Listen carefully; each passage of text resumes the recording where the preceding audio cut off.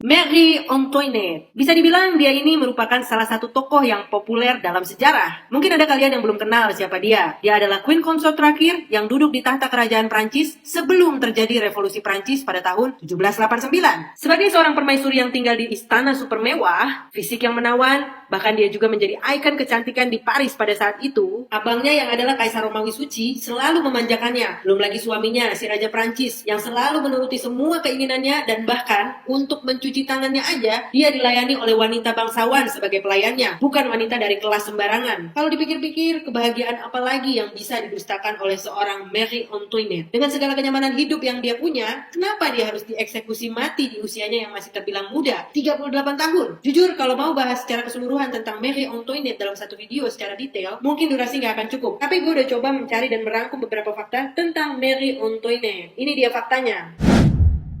Marie Antoinette merupakan anak ke-15 dari pasangan Kaisar Romawi Suci, Francis I dan istrinya Maria Theresa dari Habsburg. Dia lahir pada tanggal 2 November tahun 1755 dengan nama lengkap Maria Antonia Josepha Joanna di Istana Hofburg, Austria. Jadi intinya dia ini adalah orang Austria.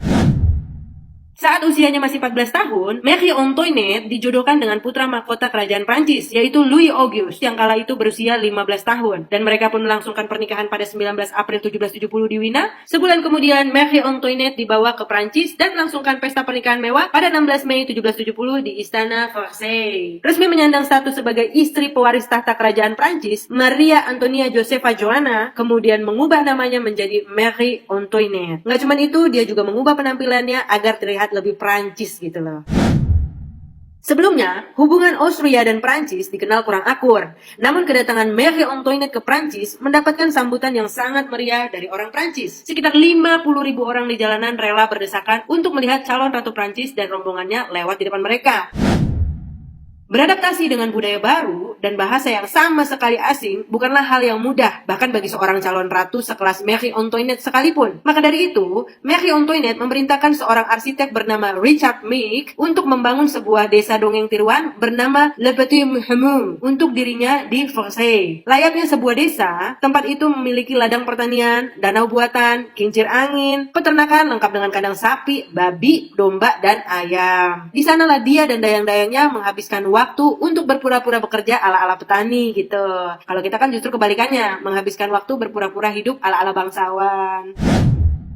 Seperti kebanyakan bangsawan lain di masa itu, Marie Antoinette memiliki gaya hidup yang mewah, termasuk pembangunan desa dongeng tadi yang menelan biaya sangat besar. Kebiasaan ini membuat banyak kaum revolusioner geram dan menuduhnya sebagai biang kerok dari jatuhnya ekonomi negara, bahkan menjulukinya sebagai Madame Deficit. Ya, memang benar sih, Marie Antoinette memiliki gaya hidup yang mewah, tapi menuduhnya sebagai dalang utama krisis ekonomi di Prancis rasanya nggak adil. Karena pada kenyataannya, negara ini memang sudah mengalami masalah keuangan yang sangat parah ketika Marie Antoinette dan suaminya naik tahta. Situasi semakin diperparah dengan gagalnya kebijakan moneter yang dibuat suaminya, ditambah pengiriman uang dalam jumlah banyak untuk revolusi Amerika. Sebenarnya jika dibandingkan dengan Marie Antoinette, saudara laki-laki suaminya menghabiskan lebih banyak uang. Tapi kaum revolusioner memilih menjadikan Marie Antoinette sebagai kambing hitam. Kenapa? Karena dia bukan orang Prancis asli. Let them eat cake, atau bahasa aslinya Cuiment de la Brioche, seolah-olah menjadi quote-nya Marie Antoinette yang paling terkenal. Beredar rumor bahwa sang ratu mengatakan kalimat ini untuk menyindir para petani yang tidak memiliki roti untuk dimakan. Padahal Marie Antoinette tidak pernah terbukti mengatakan hal itu. Bahkan faktanya, kalimat ini diucapkan oleh Marie Thérèse, seorang putri Spanyol yang menikahi Raja Louis ke-14 pada tahun 1660 atau puluhan tahun sebelum Marie Antoinette datang ke Prancis. Marie Antoinette sebenarnya adalah ratu yang suka memberi. Asal kalian tahu ya, dia sering memberi makan keluarga miskin. Bahkan rela menjual sendok dan garpu kerajaan agar bisa membelikan rakyat biji-bijian selama periode kelaparan tahun 1787. 9 bulan setelah kematian suaminya, Marie Antoinette diseret ke pengadilan dan didakwa atas banyak tuduhan palsu, mulai dari pengkhianatan, pergaulan bebas, hingga kejahatan seksual terhadap putranya sendiri. Mendengar semua tuduhan palsu itu, dalam semalam, rambut Marie Antoinette yang saat itu berusia 38 tahun tiba-tiba memutih. Fenomena medis yang langka itu pun akhirnya dinamakan sindrom Marie Antoinette. Kemudian, dia akhirnya dijatuhi hukuman mati dengan cara dipenggal menggunakan guillotine. Pemenggalan dilakukan pada tengah malam, tanggal 16 Oktober 1793.